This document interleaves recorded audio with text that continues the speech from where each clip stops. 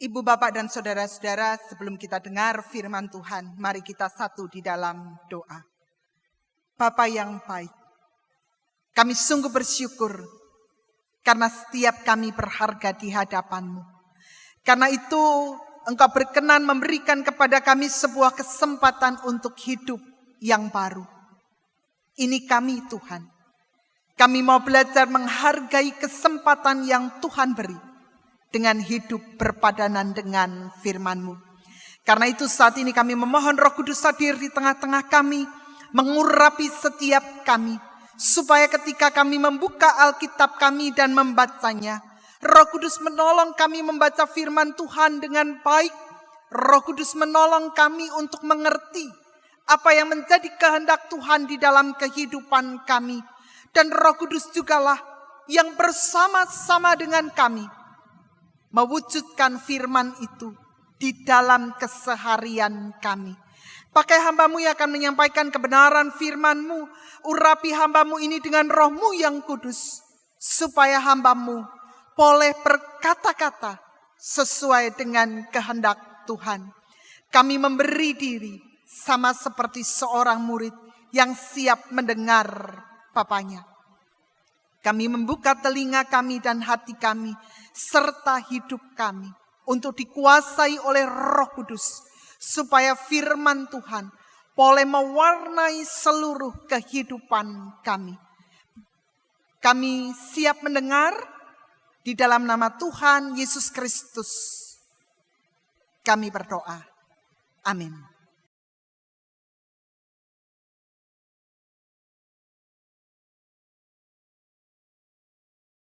Bacaan pertama dari Yesaya 65 ayat 1-9. Aku telah berkenan memberi petunjuk kepada orang yang tidak menanyakan aku. Aku telah berkenan ditemukan oleh orang yang tidak mencari aku. Aku telah berkata, ini aku, kepada bangsa yang tidak memanggil namaku. Sepanjang hari aku telah mengulurkan tanganku kepada suku bangsa yang memberontak, yang menempuh jalan yang tidak baik dan mengikuti rancangannya sendiri. Suku bangsa yang menyakitkan hatiku senantiasa di depan mataku dengan mempersembahkan korban di taman-taman dewa dan membakar korban di atas batu bata. Yang duduk di kuburan-kuburan dan bermalam di dalam gua-gua, yang memakan daging babi dan kuah daging najis ada dalam kuali mereka, yang berkata, menjauhlah, jangan meraba aku, nanti engkau menjadi kudus olehku. Semuanya ini seperti asap yang naik ke dalam hidungku, seperti api yang menyala sepanjang hari. Sesungguhnya telah ada tertulis di hadapanku, aku tidak akan tinggal diam, malah aku akan mengadakan pembalasan. Ya, pembalasan terhadap diri mereka, atas segala kesalahan mereka sendiri maupun atas kesalahan nenek moyangnya, semuanya serentak firman Tuhan. Sebab mereka telah membakar korban di atas gunung-gunung dan mengaibkan aku di atas bukit-bukit. Memang aku akan menakar ke dalam jubah mereka, upah untuk perbuatan-perbuatan mereka yang dahulu. Beginilah firman Tuhan, seperti kata orang jika pada tandan buah anggur masih terdapat airnya, janganlah musnahkan itu, sebab di dalamnya masih ada berkat. Demikianlah aku akan bertindak oleh karena hamba-hambaku, yaitu aku tidak akan memusnahkan sekaliannya. Aku akan membangkitkan keturunan dari Yakub, dan orang yang mewarisi gunung-gunungku dari Yehuda, orang-orang pilihanku akan mewarisinya, dan hamba-hambaku akan tinggal di situ. Demikianlah sabda Tuhan. Syukur kepada Allah.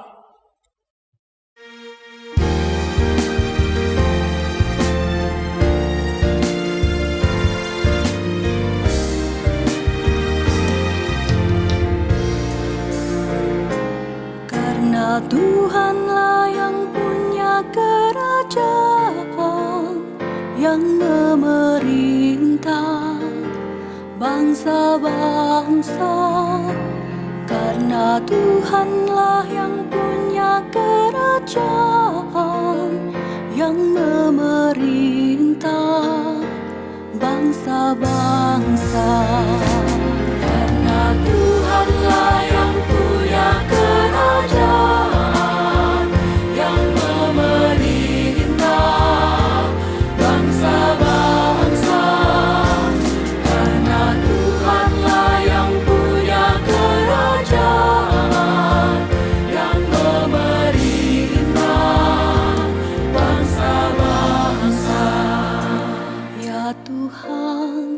Janganlah engkau jauh, kekuatanku segeralah menolongku. Lepaskanlah aku dari pedang, dari anjing yang mencengkram nyawaku. Selamatkan aku dari singa, juga dari tanduk banteng. Karena Tuhanlah yang punya kerajaan, yang memerintah bangsa-bangsa. Karena Tuhanlah yang punya kerajaan, yang memerintah bangsa-bangsa. Aku kan masyurkan namamu, memuji engkau di dalam jemaahmu. Hai semua anak cucu Yakub, muliakanlah Dia Tuhan Allahmu, dan gentarlah terhadap Tuhan, hai yang takut akan Tuhan. Karena Tuhanlah yang punya kerajaan, yang memerintah bangsa-bangsa. Karena Tuhanlah yang punya kerajaan, yang memerintah bangsa-bangsa. Tuhan pun tak memandang hina kesengsaraan manusia yang tertindas.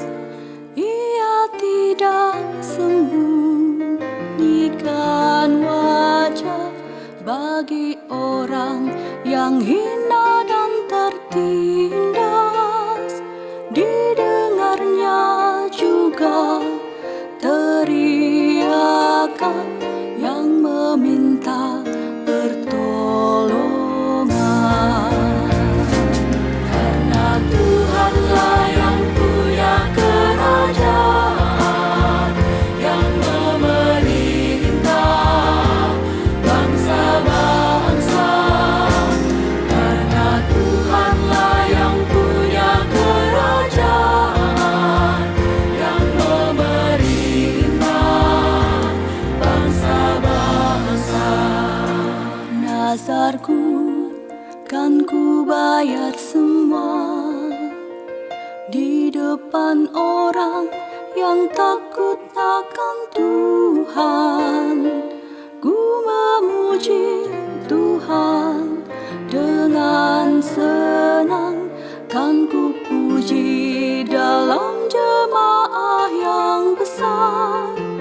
Ujung-ujung bumi mengingatnya dan berbalik kepadanya. Karena Tuhanlah yang punya kerajaan, yang memerintah bangsa-bangsa. Karena Tuhanlah yang punya kerajaan, yang memerintah bangsa-bangsa. Bacaan kedua dari surat Galatia 3 ayat 23 sampai 29. Sebelum iman itu datang, kita berada di bawah pengawalan hukum Taurat dan dikurung sampai iman itu telah dinyatakan. Jadi hukum Taurat adalah penuntun bagi kita sampai Kristus datang, supaya kita dibenarkan karena iman. Sekarang iman itu telah datang, karena itu kita tidak berada lagi di bawah pengawasan penuntun. Sebab kamu semua adalah anak-anak Allah karena iman di dalam Yesus Kristus.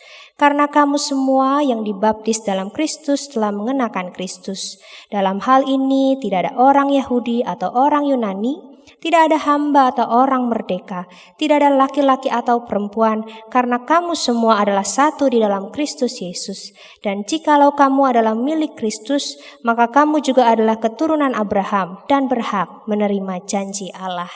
Demikianlah sabda Tuhan. Syukur kepada Allah. Ibu bapak dan saudara-saudara, bacaan Injil terambil dari Injil Lukas, pasal yang ke-8, ayat 26 sampai dengan ayat 39. Injil Lukas pasal yang ke-8 ayat 26 sampai dengan ayat 39, kepada kita firman Tuhan mengatakan demikian. Lalu mendaratlah Yesus dan murid-muridnya di tanah orang Gerasa yang terletak di seberang Galilea. Setelah Yesus naik ke darat, datanglah seorang laki-laki dari kota itu menemui dia. Orang itu dirasuki oleh setan-setan, dan sudah lama ia tidak berpakaian dan tidak tinggal dalam rumah, tetapi dalam pekuburan. Ketika ia melihat Yesus, ia berteriak lalu tersungkur di hadapannya dan berkata dengan suara keras, "Apa urusanmu dengan aku, hai Yesus, Anak Allah yang Maha Tinggi? Aku memohon kepadamu supaya engkau jangan menyiksa aku."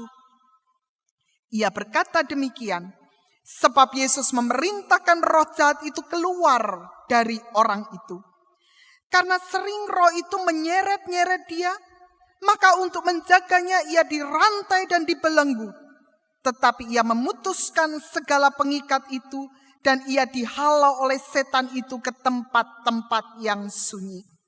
Dan Yesus bertanya kepadanya, "Siapakah namamu?"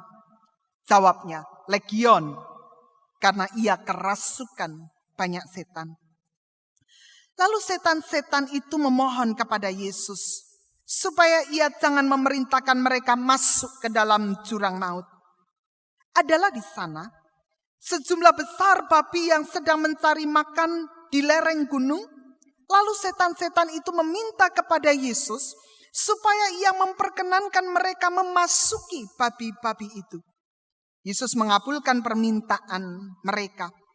Lalu keluarlah setan-setan itu dari orang itu dan memasuki babi-babi itu. Kawanan babi itu terjun dari tepi jurang ke dalam danau, lalu mati lemas. Setelah penjaga-penjaga babi itu melihat apa yang telah terjadi, mereka lari lalu menceritakan hal itu ke kota dan di kampung-kampung sekitarnya. Dan keluarlah orang-orang untuk melihat apa yang telah terjadi. Mereka datang kepada Yesus dan mereka menjumpai orang yang telah ditinggalkan setan-setan itu duduk di kaki Yesus. Ia telah berpakaian dan sudah waras. Maka takutlah mereka.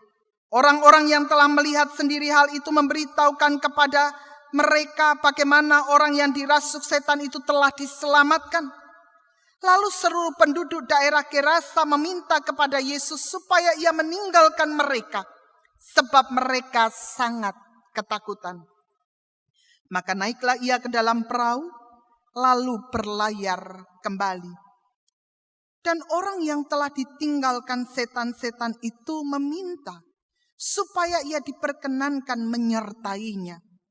Tetapi Yesus menyuruh dia pergi, katanya, "Pulanglah ke rumahmu dan ceritakanlah segala sesuatu yang telah diperbuat Allah atasmu." Orang itu pun pergi mengelilingi seluruh kota dan memberitahukan segala apa yang telah diperbuat Yesus atas dirinya. Demikianlah Injil Tuhan Yesus Kristus. Setiap kita disebut berbahagia jika setiap kita mau mendengar firman Tuhan, menyimpannya di dalam hati, dan melakukannya dalam hidup sehari-hari. Haleluya.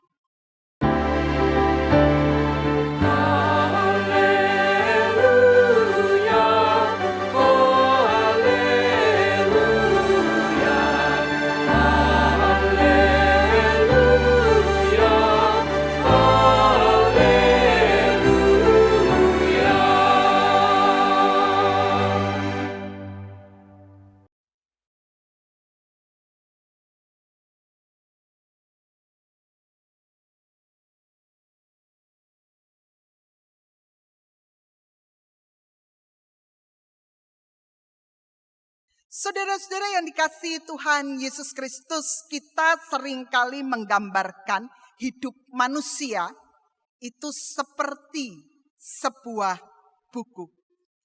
Cover depan menunjukkan pada tanggal lahir dan cover belakang menunjukkan pada tanggal kematian. Setiap lembar di dalamnya adalah tiap hari dalam kehidupan kita dan apa yang kita lakukan. Ada buku yang tebal, ada juga buku yang tipis.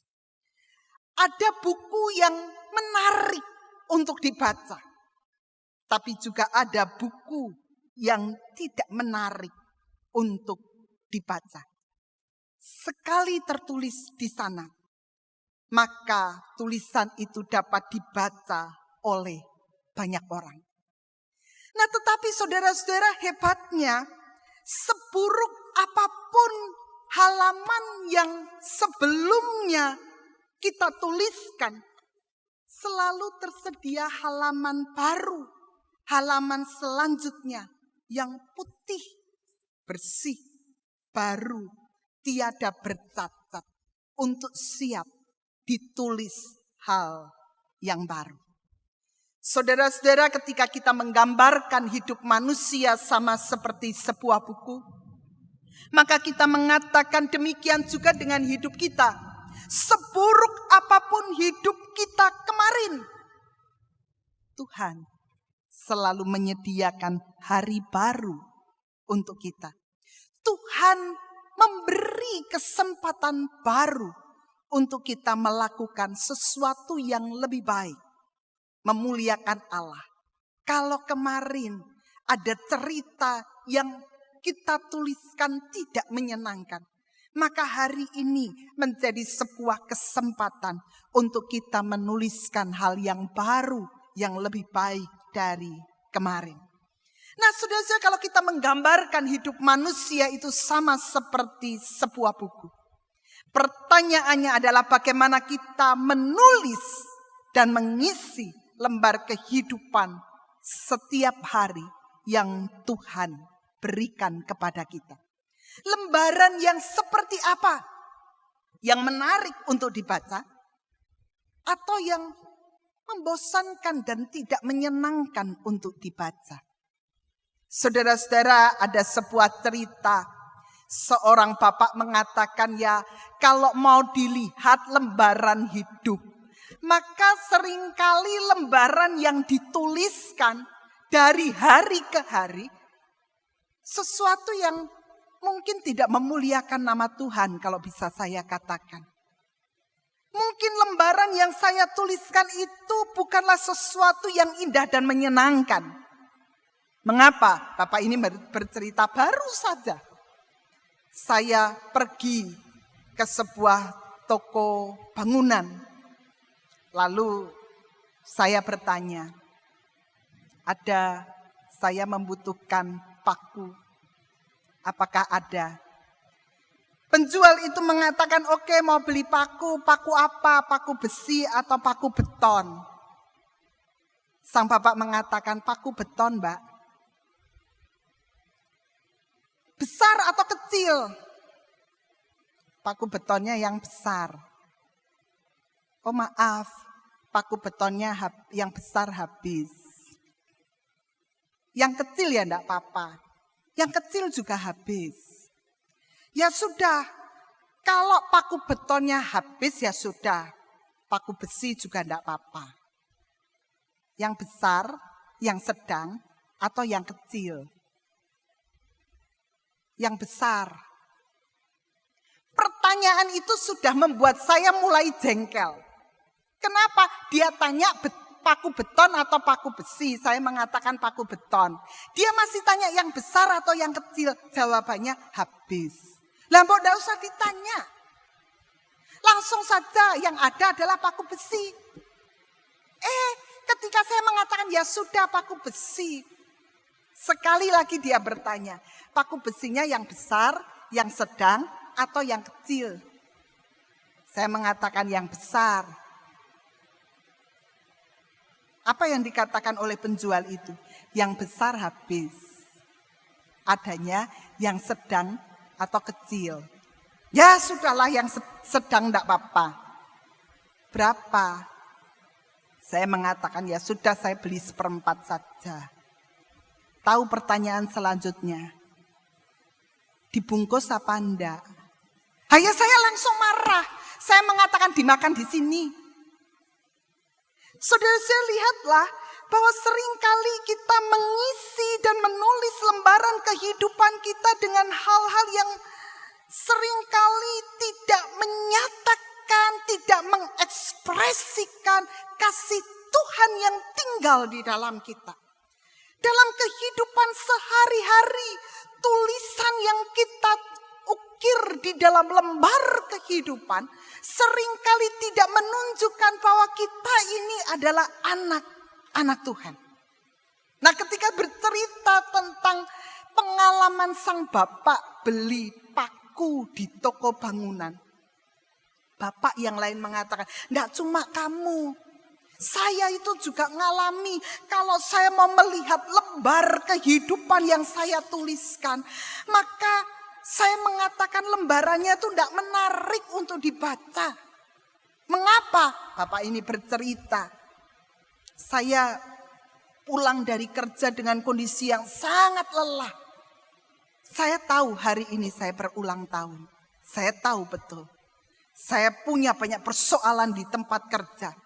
Anak saya datang dengan membawa sebuah kado yang sangat cantik. Dibungkus dengan bungkus kado yang sangat-sangat bagus. Dia mengatakan, "Happy birthday, Daddy. Ini hadiah untukmu dari aku." Semula saya gembira, saya senang.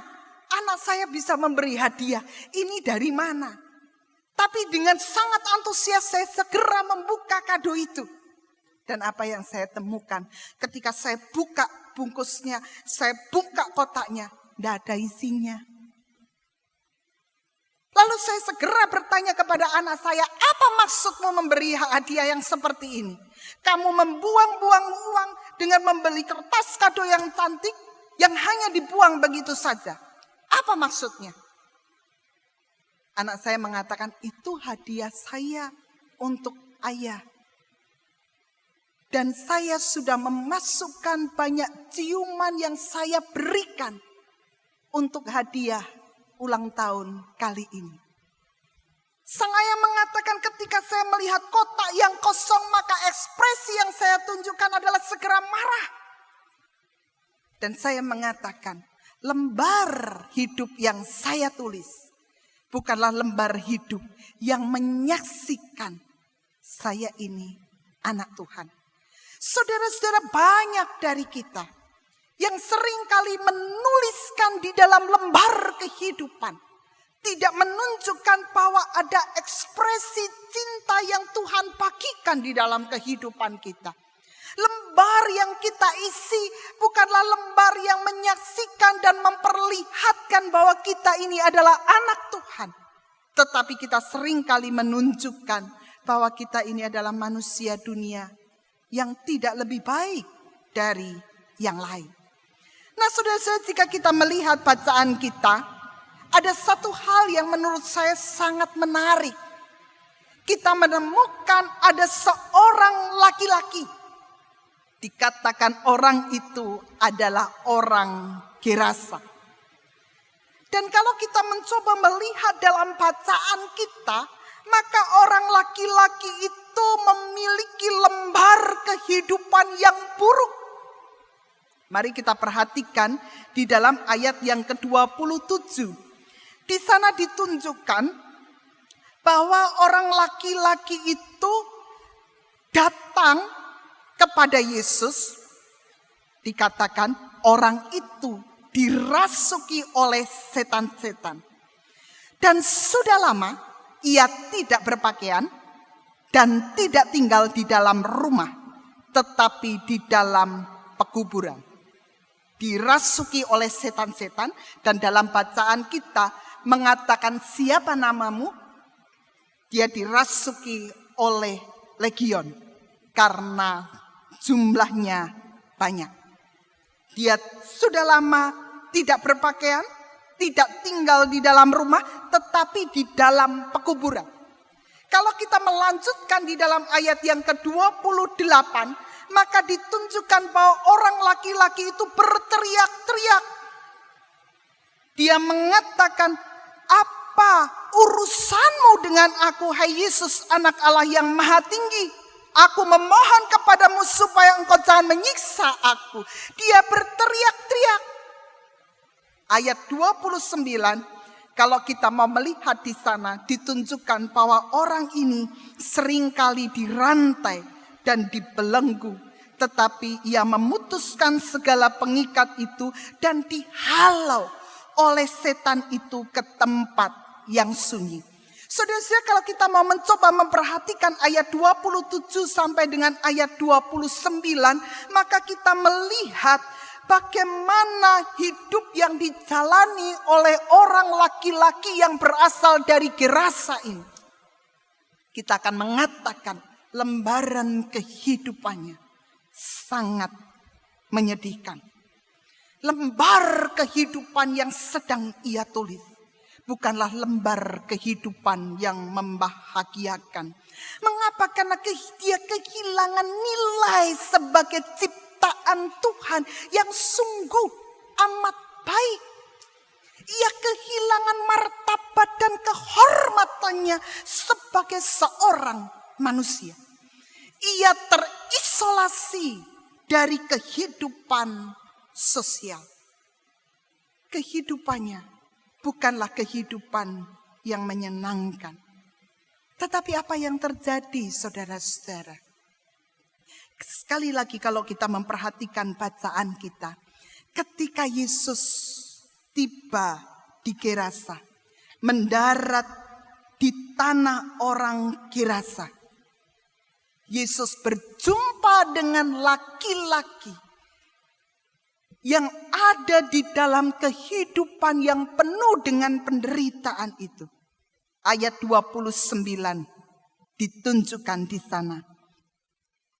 Yesus memerintahkan roh jahat itu keluar dari orang itu. Yesus memerintahkan roh jahat itu keluar dari orang itu. Dan memperkenankan setan-setan itu memasuki babi-babi yang sedang mencari makan di lereng gunung. Yesus memerintahkan setan itu keluar. Saudara-saudara, apa arti tindakan Yesus ini? Ini hendak menunjukkan kepada kita bahwa Tuhan yang kita punyai adalah Tuhan yang menaruh belas kasihan kepada manusia. Tuhan yang tidak membiarkan manusia dikuasai oleh kuasa-kuasa di luar Tuhan. Ia dengan kasih-Nya yang besar memandang manusia yang sedang menulis dalam lembar kehidupannya adalah tulisan yang buruk. Memandang orang itu sangat berharga. Karena itu Yesus berkenan untuk memulihkan hidupnya. Yesus berkenan untuk membebaskan dia. Yesus berkenan untuk menyelamatkan dia dari kuasa setan. Karena belas kasihannya. Karena rasa cintanya. Dan melihat bahwa orang itu berharga. Yesus berkenan untuk memulihkannya. Dan ayat yang ke-35, saudara-saudara, kalau kita mau perhatikan di sana, apa yang terjadi ketika orang-orang itu keluar dan menjumpai Yesus. Mereka menjumpai orang yang telah ditinggalkan setan itu duduk di kaki Yesus. Ia telah berpakaian dan sudah waras. Saudara-saudara, apa yang terjadi? Ada sebuah perubahan besar terjadi pada orang laki-laki dari Gerasa itu. Yang pertama kalau kita mau melihat adalah penampilannya berubah. Dari telanjang sekarang berpakaian, dari dirantai, dari berteriak-teriak, sekarang dia bebas. Bukan hanya segi penampilan, tetapi juga perilakunya berubah. Dari takut menjadi tenang, duduk di kaki Yesus. Dari yang tidak waras menjadi waras. Dari yang berteriak, sekarang dia duduk mendengar apa yang dikatakan oleh Tuhan. Dan kalau kita melanjutkan apa yang ditulis dalam bacaan kita, ayat yang ke-38 sampai dengan ayat yang ke-39. Ketika Yesus meninggalkan daerah Gerasa itu, laki-laki ini mau mengikuti Yesus, mau menyertai Yesus kemanapun Yesus pergi. Apa yang Yesus katakan? Pulanglah ke rumahmu, ceritakanlah segala sesuatu yang telah diperbuat Allah atasmu. Orang itu pun pergi mengelilingi seluruh kota dan memberitahukan segala apa yang telah diperbuat Yesus atas dirinya.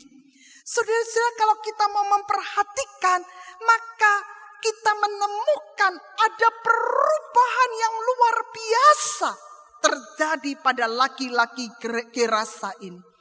Perubahan yang bukan hanya menunjuk pada keadaan berbeda dari keadaan yang sebelumnya, tetapi perubahan yang terjadi adalah seperti perubahan dari ulat menuju menjadi kupu-kupu. Sebuah perubahan yang digambarkan dengan kata metamorfosis.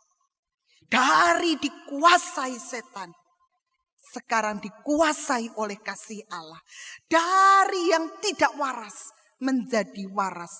Ada perubahan dari segi penampilan, tetapi juga ada perubahan dari segi perilaku. Dari yang mengatakan pergi,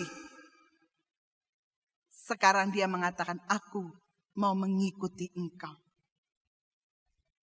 Dari yang ada di pekuburan, yang tidak lagi dapat menikmati kehidupan sosial bersama dengan sesamanya. Sekarang dia masuk dari kota ke kota untuk menceritakan apa yang diperbuat oleh Tuhan. Ada sebuah perubahan karena kasih, karena belas kasihan, karena cinta Tuhan di dalam hidupnya. Ada perubahan karena kuasa Tuhan ada di dalam dirinya. Saudara-saudara, kalau kita merujuk pada cerita ini, saya yakin setiap kita juga telah merasakan belas kasihan Tuhan. Cinta Tuhan dalam hidup kita. Berkat Tuhan dalam hidup kita. Bahkan kita mengatakan karya Tuhan. Kalau kita mau katakan dari hari ke hari, maka kita akan mengatakan karya Tuhan itu luar biasa. Pertanyaan bagi kita saat ini. Apakah kita juga merasakan, mengalami perubahan besar yang terjadi di dalam kehidupan kita, sama seperti yang terjadi pada orang Gerasa itu. Kalau kita mengatakan saya dicintai oleh Tuhan, saya menerima belas kasihan dari Tuhan, saya mengatakan ada berkat yang Tuhan berikan dari hari ke hari di dalam kehidupan saya, maka pertanyaannya, adakah perubahan yang terjadi di dalam kehidupan kita? Bukan hanya menyangkut penampilan, dari yang tidak pakai kalung salib menjadi pakai kalung salib. Dari yang tidak pernah mengatakan puji Tuhan, Shalom, sekarang mengatakan begitu. Bukan hanya dari segi penampilan, tetapi apakah ada perubahan perilaku yang terjadi di dalam kehidupan kita karena kasih Tuhan mewarnai diri kita. Ada seorang yang bernama Harvey McClay. Dia memberikan sebuah kesaksiannya yang luar biasa. Dia mengatakan, saya sedang menunggu sebuah taksi di bandara. Ketika taksi itu datang, saya melihat, wow, mobil taksinya sangat bersih. Segera sang supir taksi itu membuka pintu dan membuka pintu untuk saya, lalu mempersilahkan saya masuk. Ketika dia mempersilahkan saya masuk, dia mengatakan, selamat pagi Bapak, silahkan Bapak masuk ke dalam taksi saya. Dan sementara saya memasukkan barang Bapak di bagasi, silahkan Bapak membaca pernyataan misi saya yang tertempel di pintu taksi. Apa tulisannya? Misi dari sopir taksi itu adalah mengantar pelanggan ke tempat tujuan dengan cara tercepat, teraman, dan termurah. Dalam bahasa yang bersahabat. Itu yang dituliskan. Harvey membaca itu dan mengatakan, oke, misimu menarik. Setelah supir taksi itu memasukkan barang-barang di bagasi, dia segera duduk dan mengatakan, Bapak, apakah Bapak ingin kopi atau teh? Di taksi saya ini tersedia kopi atau teh. Jika Bapak mau, silakan Bapak ambil. Harvey mengatakan, saya tidak memilih kopi atau teh. Saya akan memilih minuman yang ringan saja. Oh ya, ada minuman yang ringan. Ada air mineral, ada jus jeruk, ada minuman-minuman yang lain, silahkan Bapak memilih. Harvey mengatakan, waktu itu saya memilih untuk mengambil air mineral. Supir taksi itu tidak berhenti sampai di situ saja. Dia mengatakan, apakah Anda ingin membaca surat kabar? Ada beberapa surat kabar yang tersedia di taksi ini, silahkan Anda memilih. Harvey mengatakan, oke. Sekali lagi sopir taksi itu mengatakan, apakah Bapak ingin mendengarkan radio? Saya bisa menyalakan radio. Bolehlah, bebas saja, saya tidak merasa terganggu. Tidak berhenti sampai di situ. Sopir taksi itu sekali lagi bertanya, apakah AC-nya cukup atau harus ditambah lagi?